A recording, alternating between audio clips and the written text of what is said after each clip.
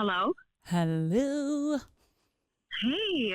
How are you? Oh my gosh. I can't believe we're just cold turkey doing this. Yeah, we are. Of course we are. Hey everyone, welcome back to Alter Eagle. So this week has been really interesting. I don't know if anyone's been affected by the full moon, if we believe in that. I'm not sure if it is the full moon or if it's just life.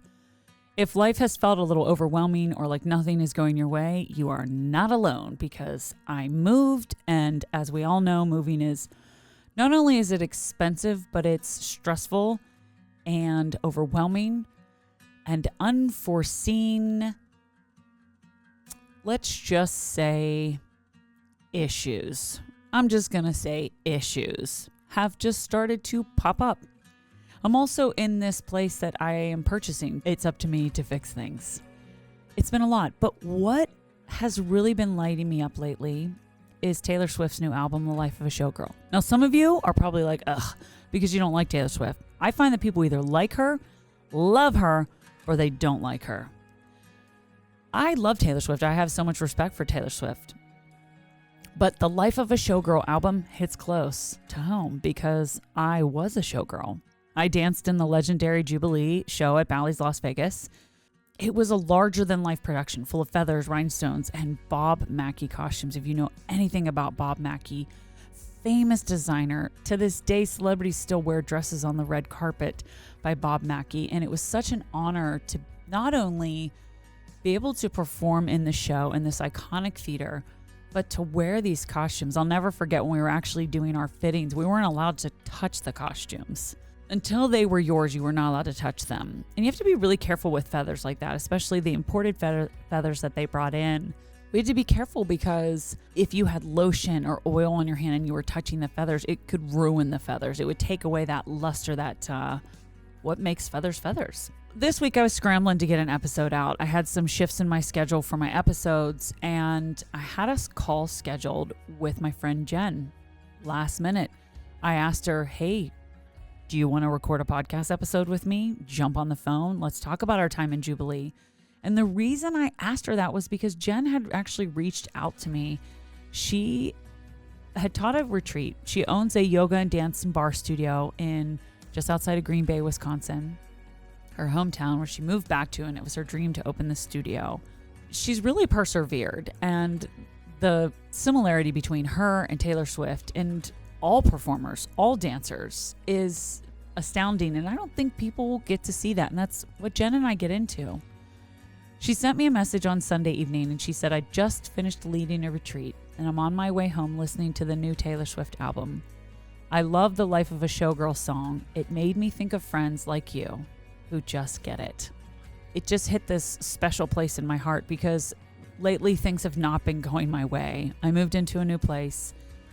It is going to be my home, so I can really do whatever I want, but a lot of unforeseen repairs have been popping up left and right. And while it's been stressful, I've had a lot of people helping me out. I've had so many friends that have stepped up to help me move, to help me clean, to help me do repairs. My mom and my stepdad, whenever it came time to painting the ceiling, my stepdad, he's so tall he didn't even need a ladder. It's been amazing. So really trying to find the silver linings in these moments, but it's just been stressful. And whenever I knew that the episodes were going to have to shift and I didn't have anything for this week, I had a call scheduled with Jen, and I thought, I wonder if she'd love to just pop on and have a conversation about this whole Taylor Swift album and her wearing costumes that we used to wear. This album dropped. We were messaging, but because of these costumes, right now there's just something wild and kind of emotional about seeing that era come back to life in such a big way. Honestly, it turned out to such an amazing, heartfelt conversation. I also wanted to do, because I think a lot of us in our adult life, we have gone through periods of friendships that have sort of, died off, or from time to time you connect. And then there are the friendships that just end out of nowhere. And for me, especially living in all the places that I've lived all over the country. All of these experiences have brought so many people into my life, and a lot of them are performers. And that was one of the things we talked about, and how that song in particular really stood out to us. So before I get started, a few things that I want to say. One, I want to give a little shout out to my boss, Tammy Shuey. Tammy Shuey is the general manager and the publisher here at the Butler Eagle. And in the last couple of weeks, as I've been navigating, moving into, not only just moving into a new place, but a place that's going to be my own, and the emotional connection of that, I didn't expect to be as emotional as I was. I think I cried every single day. Every single day I was crying. And it wasn't necessarily that anything was wrong. I just was emotional. It was overwhelming. There was so much to do. And all of these people were just showing up for me. And if you've experienced that, and I hope that you have, it's emotional. It's emotional when people show up for you and you're like, how am I ever going to repay these people? How am I ever going to let them know how much what they have done for me means to me? And if I am never a wealthy person, I will say this, I am wealthy in my friendships.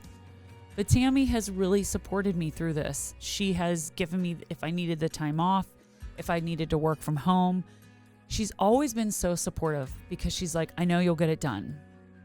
I also want to thank her for trusting me yesterday when I walked into her office and I was like, I don't have an episode for tomorrow. We had to push it back. And I don't know what to do. However, I have an idea. And I told her about it and she listened to me and then she said, do it, make it happen. And I said, it's going to have to drop late. And that was fine.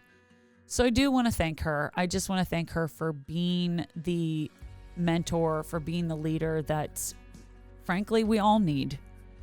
So thank you, Tammy. Second of all, I want to give a shout out to the sports podcast guys. So we've got our host, Derek Pida. We have co-host Brendan Howe and Jake Murda Adams, who is our Eagles sports editor.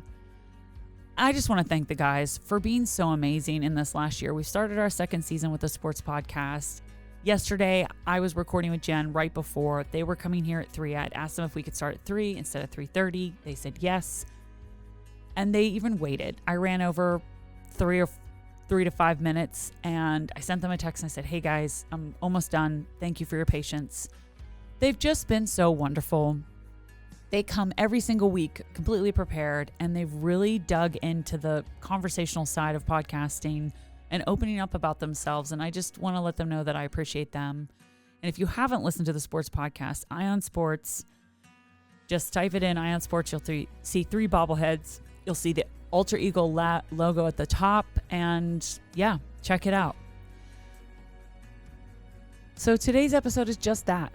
2 former showgirls reconnecting, reminiscing, and celebrating what it meant and still means to live that life on and off the stage. We're professionals. We know what we have to talk about. I started making a list. I was like, Jubilee, New York City, Miami, adult friendships, Packers versus Steelers. I don't even know when the Packer versus Steelers game is. Well, I don't either. And what's crazy is I'll still to this day cannot forget which Super Bowl was it that we played the Packers. And I remember you posted something on Facebook and you're like, anyone says anything negative, I'm not responding. And the only person that I'm not coming for is my friend Laura, who's a Steelers fan. It was like you put something in there and it's just funny. You just included me. I don't know. I just love that about you. Well, I think growing up in hometowns that are really based around like the center of the team, like the Packers are owned by the people, right? There's no owner to the Packers. And of course, I think there is an owner to the Steelers, but they still, the fans are like, it's like that, those gritty fans, like, it's like we both live in like, is it, what do you call it? Like blue collar areas. You know what I mean? Yes, absolutely. With like church, faith, football. Yeah, right. You're like Sunday church, Sunday football, Monday football, Thursday football. Yeah. Absolutely. Those simple times, but football was woven into the fabric of the community. Well, for our beautiful guests listening today, my name is Jen Barris. I am a studio owner in Green Bay, Wisconsin. A studio of fitness and movement. I primarily teach yoga and bar classes, and in my former life, I was a professional dancer. So that is how Laura and I know one another. And The Life of a Showgirl album by Miss Taylor Swift just came out. Yep. And So the life of the Showgirl album came out, and I just finished leading a yoga retreat this weekend, and I had a 2-hour drive on my hands, and I was like, the album came out. And I have to say before I say this, I like Taylor Swift, okay, but I would not consider myself a Swiftie. Like I like the music what's on the radio.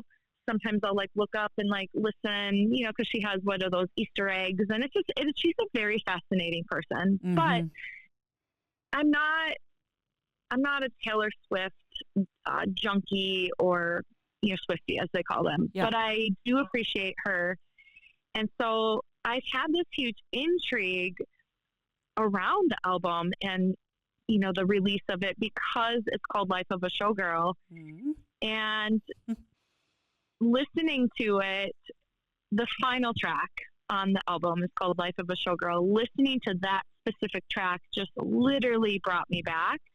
And of course, all of her album covers and art, it's very Jubilee-esque, the show that we were in Las Vegas. So it brought me back to just reflection of the time that I was a professional dancer and showgirl, and what a cool experience for us. But also it's a hustle and it's a grind that, I like a civilian wouldn't understand. Yes. But people are so intrigued by it right now, right? Like they're like loving her, kind of giving these little bits and pieces about, the life that she signed up for. And people just don't, they see the outside of it. They see the glitz and glamour, but they don't know all of the heartache and bumps and bruises and just the cutthroatness of it to make it to be to the professional level that Taylor Swift is, and even to the professional level that we made it. Absolutely. And suffering perfectionist here, or not suffering, recovering perfectionist here that has suffered because of perfectionism. Mm-hmm. So maybe that was like a Freudian. We have always thought, just it's kind of ingrained in different parts of my life, like, oh, I could be better. I could do that better. Yeah, this was good, but it wasn't good enough. Like there's just, and when you come to being an elite athlete or elite dancer or elite performer, you get in this very small percentage and few, and you can't look back and even recognize that you are that top 5%. You think that you're like the bottom 5. Does that hold true for you too? Yeah, it does. I mean, your message that you sent me yesterday, you said, I just finished leading a retreat and I'm on my way home listening to the new Taylor Swift album. I love the Life of a Showgirl song. Made me think of friends like you who just get it. And immediately I was like, whoa, this is crazy that she's sending me this message, because I hadn't listened to the album yet, but that last song is my favorite. I've been listening to it on repeat.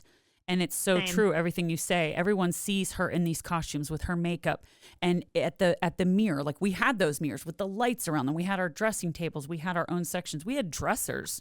We had women who hand sewed our fishnets. If we had the professional photographers that she had that did the art, yes, we could literally back in the 2000s have made and created the same exact art in your body, in my body, and literally it would be like as stunning and gorgeous as we're all seeing Taylor Swift right now. But this was just our grind. It was our grind. We were coming from one job, like an extra job, to that job, which was our professional job. Yes. Yeah. And the way they treat you in show business, and in that song, she says it, they throw her away like a pair of false eyelashes. That's how you're treated in show business. Mm-hmm. Like one misstep, like if you're too sick or you're too this or too that, next person up. Yes. I mean, like I said about the injury with my neck, I didn't want to, not that they ever said to me directly, but I remember there being a point made. Remember Linda, who was the principal when my first contract, I think she retired right before you came into the show. She was the principal dancer that had been in it since day one. She was 50 years old. I think she retired during my contract. Okay. I couldn't remember which one she retired, but she was a force to be reckoned with, and she was a creature of habit. And she had only missed in that entire time since the 80s, like when we were born. I was born in 1980, and the show opened in, was it 83 Jubilee opened?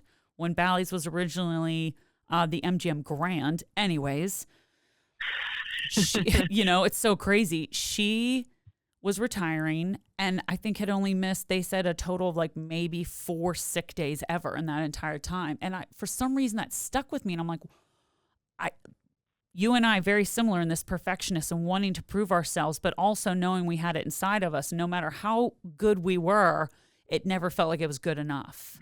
And it's interesting because you do feel like that. When I got injured, I tore ligaments in my ankle. I remember in the Titanic scene, because I was getting off that boat and there was a ramp and I didn't know it, and I stepped on it and it was tilted. And I don't know how I didn't break my ankle. I still remember that thinking, oh, well, that's it. like, I'm done.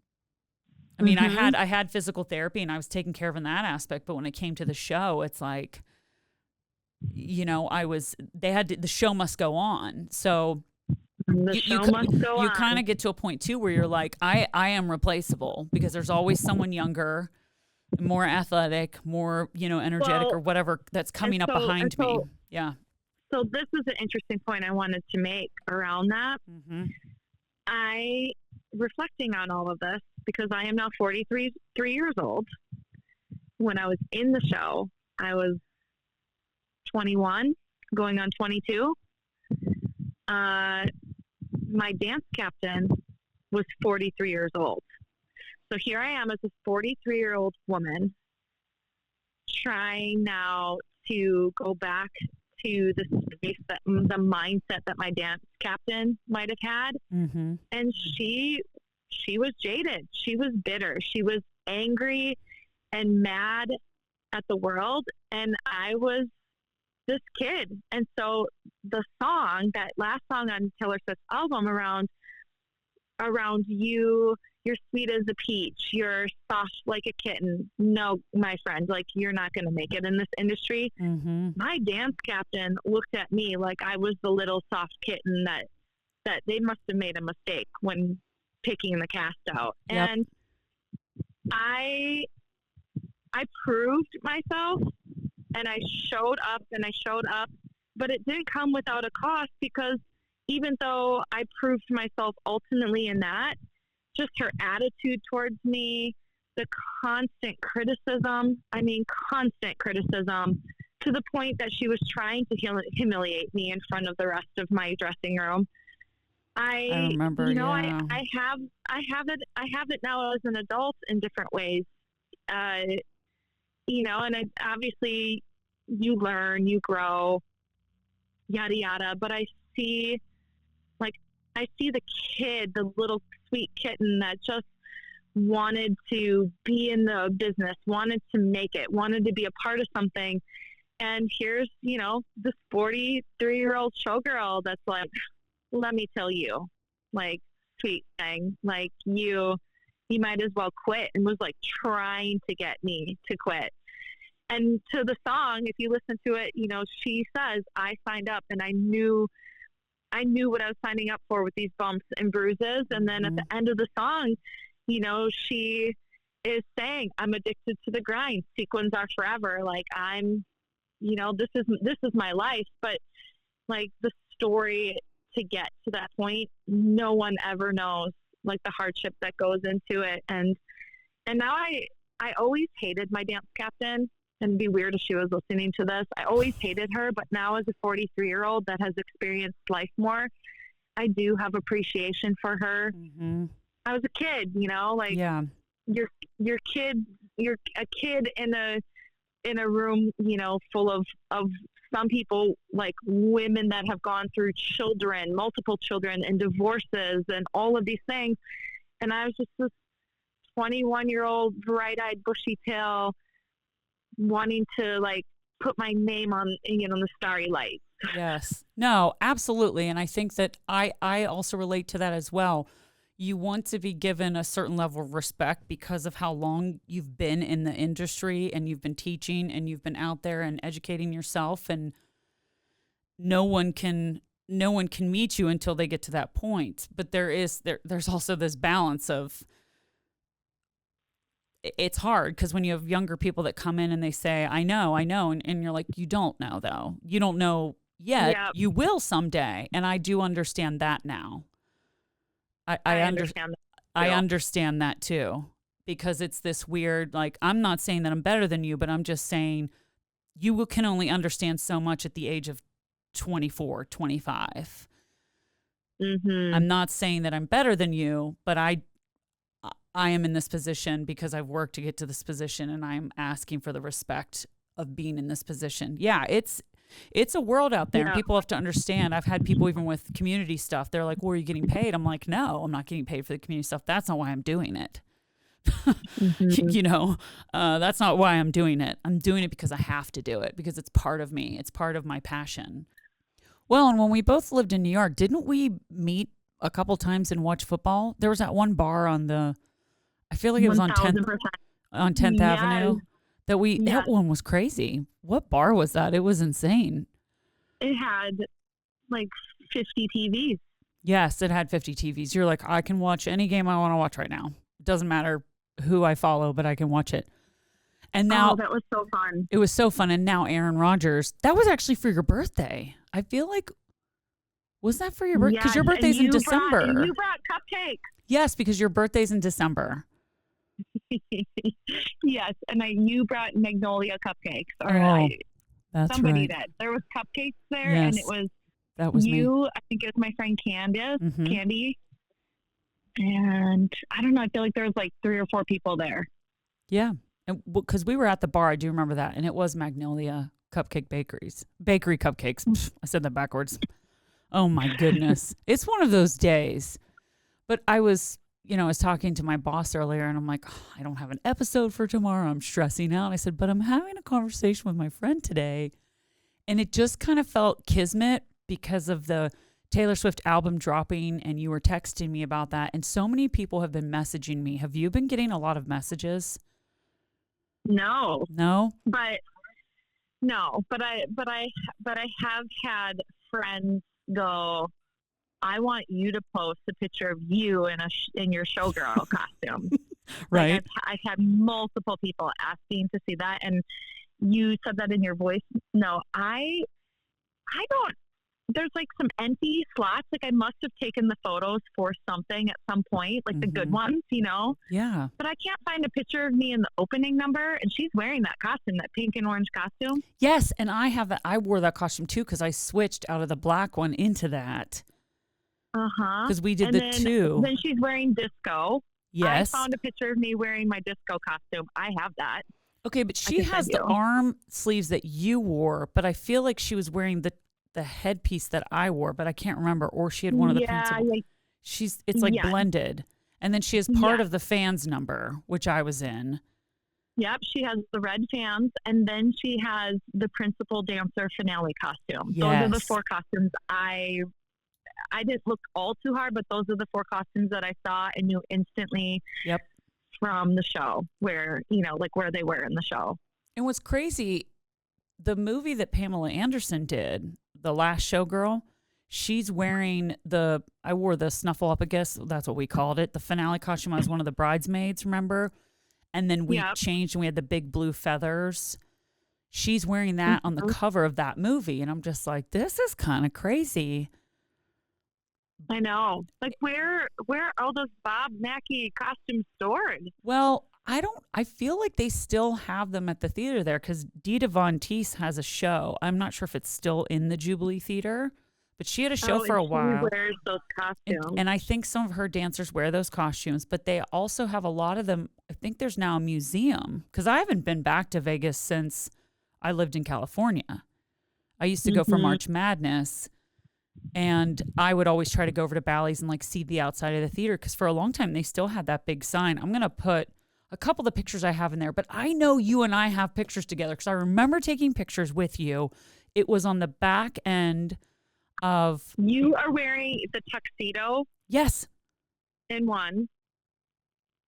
Yeah, like I can't. I know that there's a photo of us, and I'm like, we're old enough that we're back in the days where we had like Canon cameras and we had to go get film developed.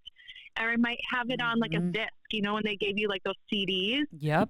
Like but I don't know how to like put the disc into something to look and to try to get even the digital. Like this is where it would take me a little bit to do. Yeah. And, you know, I just found, you know, like I found the one of me in the yellow disco feathers. Oh, I loved the one that you got to. I love the costume you wore.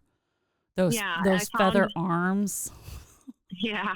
I still remember the choreography. Do you remember it? Because we did that little. Remember the little wrist thing, and we did like the passes, and then we had to do the. It was almost like one arm was straight, one arm was bent in, and we looked towards our hand, and then we switched. I still remember parts of it. I feel like if we were together, like, yeah, it was like dun, dun, dun, dun, yep. bump, bump, bump, and I'm like doing this little like, and then, yeah, I just remember the tiles on the stage lighting up out in like the outer corners, and yes. I just remember like disco was definitely a marathon in terms of, you know, cardio. But I hated the choreography. The choreography was so well. It was so 80s. It was literally what they did in the 80s. Yeah. So and there's some things in the 80s that can stay there. Yes, I agree. I agree with you. Yeah. I know I have a picture of me in the opening costume with the full shebang. You know. I know. I can't. Like the backpack. You know, like yes. I remember lining up. And we would literally put on these feather backpacks, and people were always like, I think you had heavier headdresses than I did, but people would be like, how do you have 10 pounds of weight in a backpack? Mm-hmm. Then also have a 5 to 7 pound headdress on.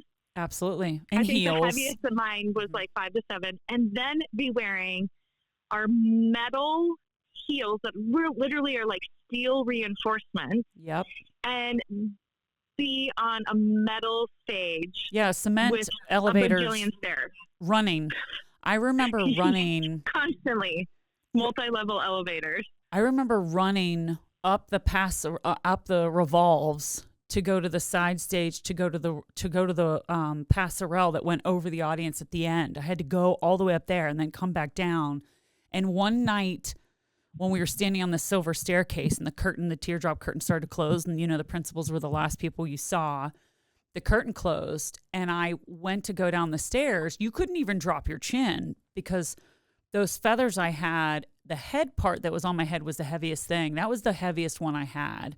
Most of mine were, except for my opening hat before I changed into pink and orange. I remember the hat was so big I had to turn my head when I came down off the 14-foot platform. I had to turn my head and hold one side of my skirt so I didn't trip. And then I had to turn it the other way as I went down the other set of stairs. I'll never forget that. But the finale, one night I caught my heel and my head kind of went forward and I tumbled. I like did a forward roll. I don't know how I didn't break it. Yeah. It was crazy. And nowadays, you know, I'm very blessed I didn't have many injuries in my dance career, but I do have chronic neck pain.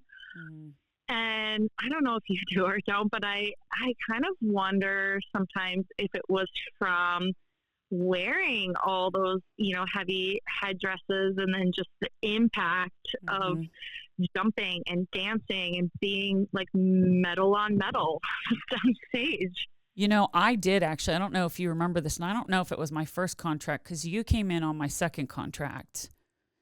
Yeah. And do you remember Ken? He was the captain of the men's line. Yep. He also did body work. He literally looked like Ken. Yes, he looked like a Ken doll. Yes. Like his hair was perfect every night. I was always like, how? Like, what? But he did body work, and I've always had back stuff. It's primarily on the right side, like under my scapula, up into my neck. I've always had problems. But during the show, we did a number in the Samson and Delilah section, and actually I forgot about this headpiece. It had huge spikes, and we had to do the pillow dance. And I remember that I couldn't move my head that night, and he was like digging into my shoulder blade with Tiger's Balm. I couldn't move my head, and we had to do these like head movements. And, you know, if you had to, we had to turn, you have to spot. Like I couldn't do any of that. And I did the show that night because I didn't want to be out of the show. And that's what we do, right? We just push through things. And I remember having this huge spiked headpiece on. And the minute I put it on, I was like, I'm going to start crying. And of course, we've got lashes, and not just like lashes, like 2 sets on top. I remember I put most of us did 2 sets together, and then bottom lashes. Did you do bottom lashes also? I did not do bottom lashes, but do you remember we initially were semi-sponsored by Mac? Yes. And would go into the Mac store, and they would show us like our perfect color palette, you know, for the theatrics of the stage, and show how to have like the perfect showgirl makeup. Do you remember doing that? I do. And I remember that everyone did follow around like the orange, the black, the white. Yep, that's what I did. Yep, I did too, but everyone did their lashes a little bit different. And that's where some people did lashes on the bottom. Some people drew like, so it, that's had that right. look. But I never did lashes on the bottom. And I think it's just because, I think each person did it because of the structure of their eyes. When I smile, I get the squint no matter what. And so I just had lashes on the top and tried to make my eyes look like really big that way. I remember always having some type of orange along my lash line because it didn't matter how much cold cream we used. It like did not come off along my lash line. It was like almost oh my gosh, the entire time I was you're there. bringing me back. The cold cream. We had to use cold cream to get that makeup off our faces. It was so specific. Yes. Or nothing would take it off. Nothing would take it off. And it's crazy because, you know, both you and I grew up dancing. We've worn makeup. I've done theater. I went to college for theater. And that was the only time it wouldn't come off my face unless I had a big thing of cold cream. And we would just we'd take tissues and just dig in and just like be rubbing it off. And that's the only way it came off. That was wild. It's so crazy to think about. And I still think back to leaving and obviously being young, and I had a boyfriend and I left because of my boyfriend, and it's still a little, about that. But then again, would I have gone to New York?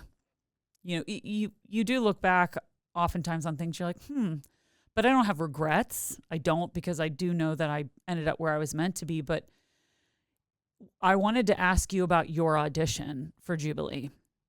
I don't really see. This is where my memory isn't the greatest. I don't specifically remember my audition, but I'll tell you what I do remember, even into when I got into the show. I remember how crazy it was that these rehearsals. So I auditioned and I got in. I couldn't tell you how many people were at the audition. I couldn't tell you the time of day. I'm pretty sure the audition happens on the stage at the theater. Yep. Yeah. I think I remember that piece of it. But I auditioned, I made it, and the thing that blew my mind were the rehearsals and the put-ins would happen from like 1 a.m. to 4 a.m. Yep. After they did 2 shows. And think about your, your body's natural circadian rhythm. Now, we're young, for sure. We did all-nighters and whatnot, and we lived in Vegas. But wow, that is like the details people don't think about, the non-showgirl people. Like, you have to be a gamer, man, to... Oh, yes, 100%. People, and then so many of us had other daytime gigs because that's what we did. That's what we did. That's what we did. Yes. Well, we were going to dance class and other auditions for extra gigs. Yes. Yep. And then I cocktail waitress, little shifts, 4-hour shifts here and there just to make some extra cash money to pay off student loans. And I remember paying all my student loans off within the first year I was out of college. Wow, that's amazing. Well, that's the thing.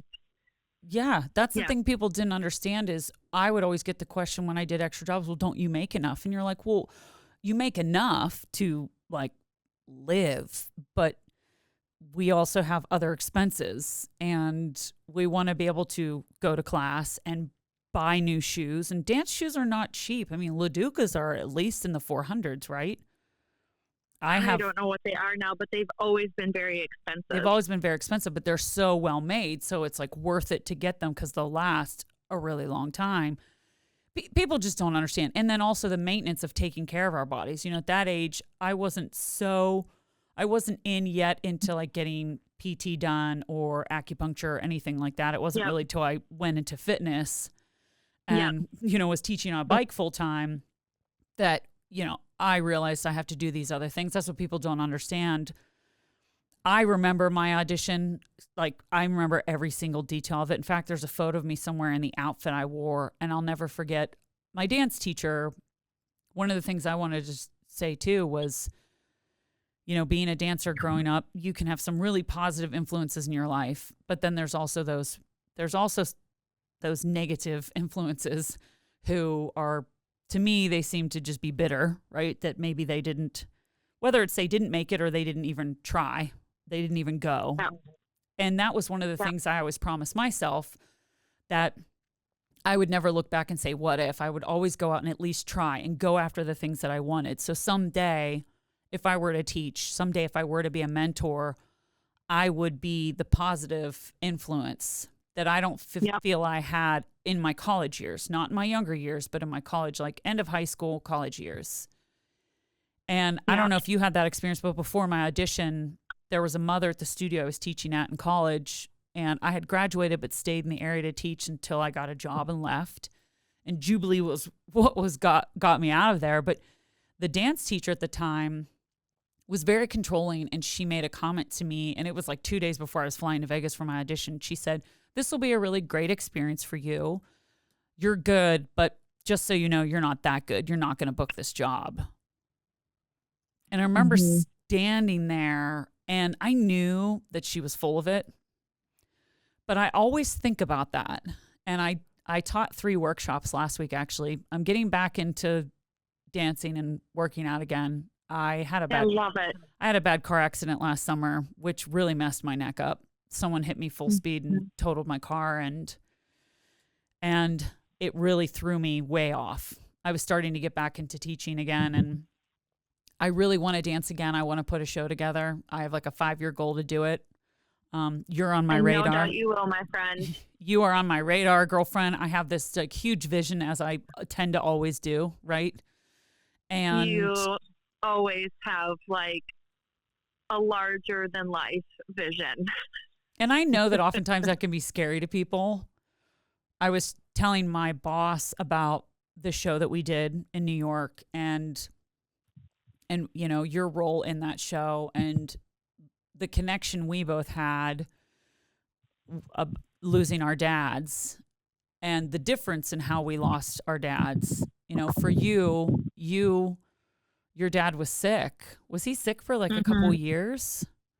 Yeah, he was sick for like 6 or 7 years, and then it might even be a little less than that. They literally, the doctors gave him 5 years to live. Oh. And when that diagnosis happened, he died at the end of the 5th year.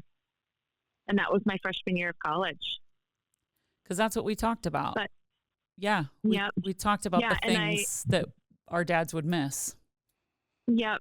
And I had kind of forgotten about that conversation until you said something a couple years back around that particular conversation. And my dad and I did get to say goodbye to one another, and he said to me the night before he passed, he said, from the perspective of an old man where I am now, dying, and a young person just starting their life, you don't want to be where I am and ever say the words would've, could've, or should've. Oof. And he said, no regrets. And I'm trying to think of this quote that he would say. I just love it so much, but it's like, it's essentially, like no risk, no reward, right? Like you gotta pay to play in a lot of ways, but sometimes the most beautiful things come from the risk and the fear behind it. And I've always been a risk taker, and I honestly think it stems back from that conversation with him. And he lit a fire under my butt. From that moment on, was like, I'm not just going to get my degree in dance to open up a dance studio, you know, in my hometown. I'm going to get a degree, and I'm going to be a professional dancer, which is the dream I you know, fall asleep to thinking about every single night. I'm not going to doubt myself. I can do this. And he just gave me this huge gift. And I, as an adult, have that reflection of, wow, you know, what a powerful conversation as a young person. Mm-hmm. It's like through him dying gave me the ability to live even bigger. And I think about him every day. I literally talk to him still every day. Yes. But I mean, it's my dad that was the catalyst for me literally saying, you know, I'm going to go live this dream out, and I am good enough to do it, because like you were saying, there are haters out there, and there's little things like I think it was Lizzo, the singer, that in an interview said, people take little jabs at you, and they're like little bee stings. You know, sometimes it doesn't initially hurt. You just feel the little sting. But man, when they come fast and furious, and it's just like constant criticism, and people, you know, a lot of it's jealousy, I think, too. Mm-hmm. Those bee stings, you know, they swell up, and it can get in your head, and you can doubt yourself. And I have had those moments too, for sure. But my dad just gave me wings with our final conversation, and within that, and that was part of your show in New York. Mm-hmm. He said that his biggest regrets and only regrets leaving this earth were that he wouldn't be able to walk me down the aisle one day, mm-hmm. and possibly, you know, hold a grandchild, you know, if I had decided to have kids. Mm-hmm. And see you graduate college, because it was the graduation camp. College. Yes. It was the veil, yes. And it was the baby blanket. Those were the three big, yes. And we were in that New York sports club in the studio.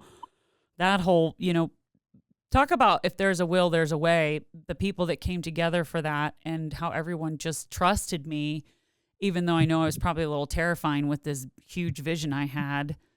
And it was that moment. A talented cast. It was such a talented cast, and everyone was so passionate about being a part of it. And, you know, a lot of us were working in the restaurant industry, so we were working late Friday night, and then I had them there on Saturday morning, and then we were back at the restaurant Saturday night. And I just, still to this day, I feel like, did I thank everyone enough for the time and the talent that they gave to one night, to one show?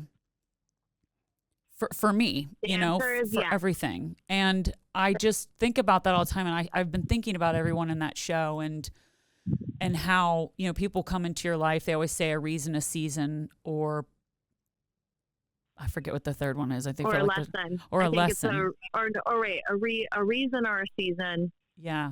It's something like that. It's something like that. But I've had friendships, and part of this too that I wanted to talk to you about was I've had some friendships where they have dwindled off and just kind of disappeared, where I would continue to reach out, and then you just don't get any response anymore, even if it's like a text message.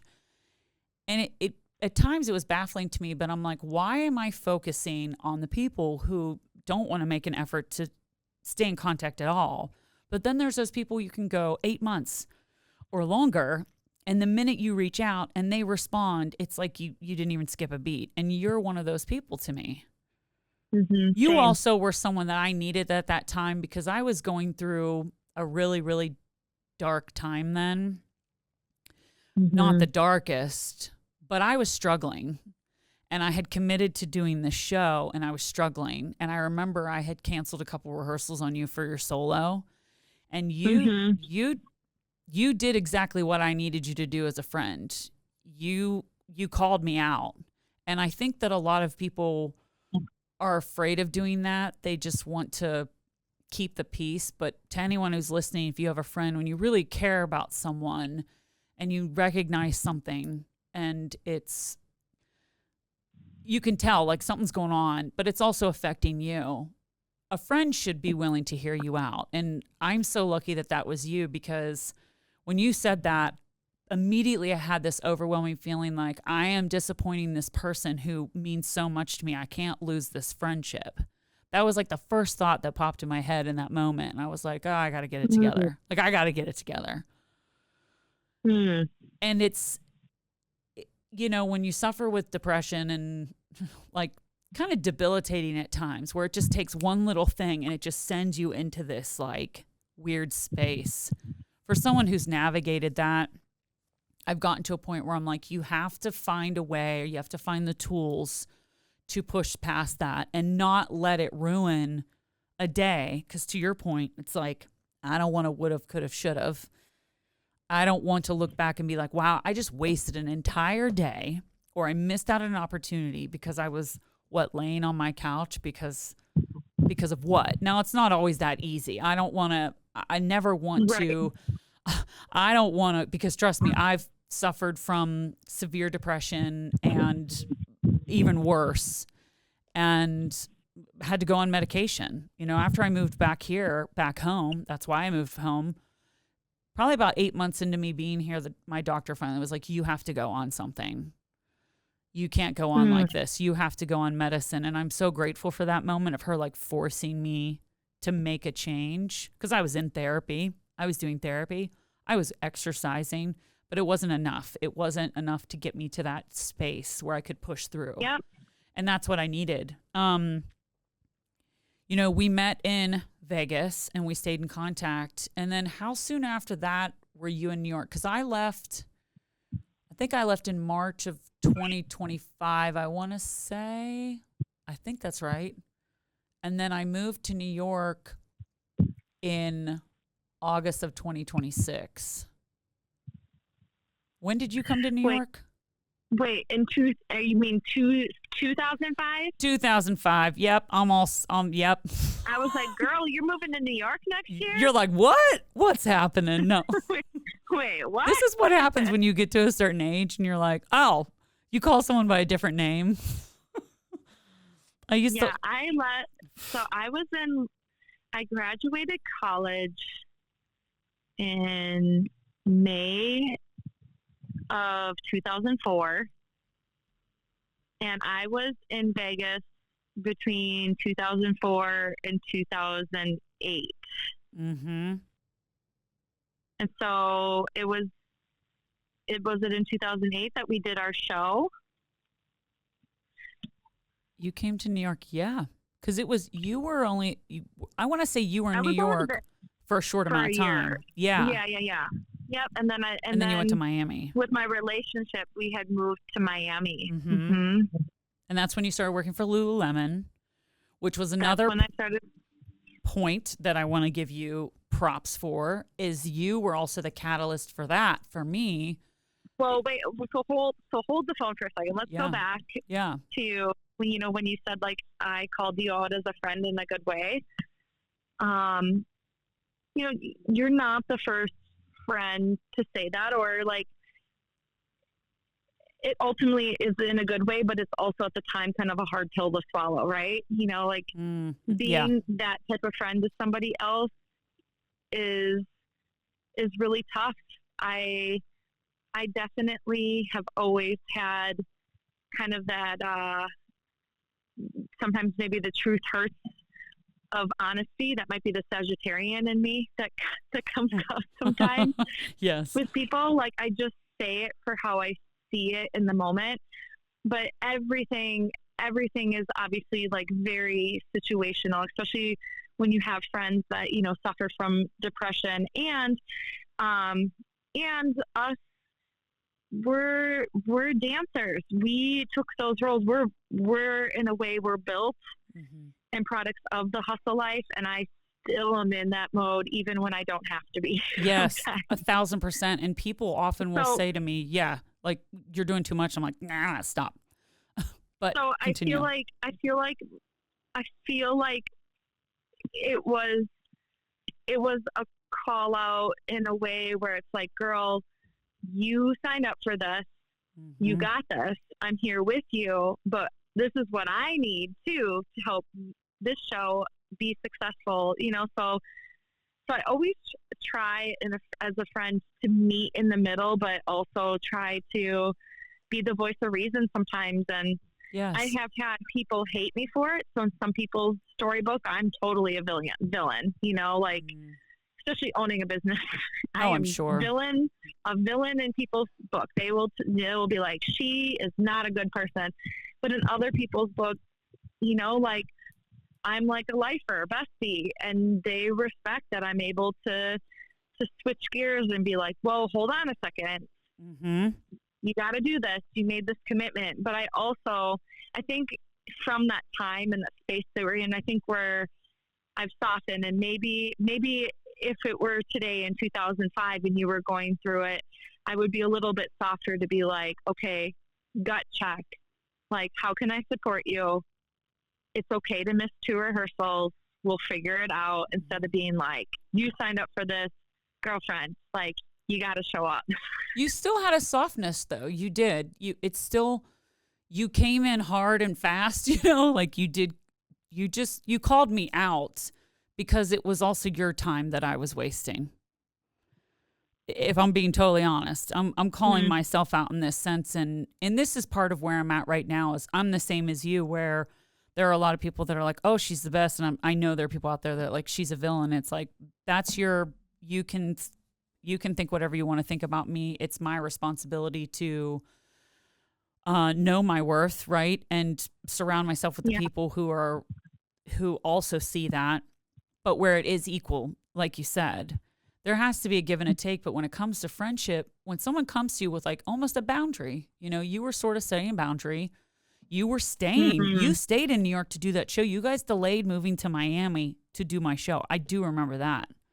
Okay. Yeah. Because you were almost leaving. Yeah, you were almost like leaving, like that was like a Saturday or a Monday. The show was on a Monday because I remember it was the anniversary of my dad passing, and it happened to just fall on a Monday. It was random. It was like a random day. And I think you left like 2 days later or something. You guys were in a van, like driving to Florida. Yep. I do remember that. Truck. Yes. We drove down to Miami. Yes. So I do remember that. So because we only have a little bit of time here, and this was very impromptu, you and I need more of a catch up for sure. And we need to talk more about Aaron Rodgers. And I'm trying to find out if I can get a picture of his wife for you. So stay tuned. Yeah, you have to get me some info on her. I need to know. I'll find out. I'm going to do some sleuthing. Has anybody seen her yet? Nope. So we're trying to sleuth it up. And I said, I need to find out from my friend Jen. So don't worry. Yeah. I will find out. I can't. Ryan and I are very excited to come Me too. visit you. For the draft, yes. See Pittsburgh. We've never been. Be part of the draft is so cool. And talk football for 3 days. It's going to be really fun. I'm excited too. Well, thank you. Baby. Okay. Have a great day. I'll talk to you soon. You too. I'll talk to you soon. Right. Okay. Bye. Bye. Thank you for tuning in to another episode of Alter Eagle. And thank you, Jen, for just hopping on with me and being such a good sport and really opening up to my audience. If there's someone you've been thinking about reaching out to that you haven't talked to in a long time, this is your sign. Join me every Wednesday for a new episode, and be sure to click subscribe so you don't miss a single episode, and follow us on Instagram and Facebook at Alter Eagle Podcast. Until next time, stay safe, stay hopeful, stay kind.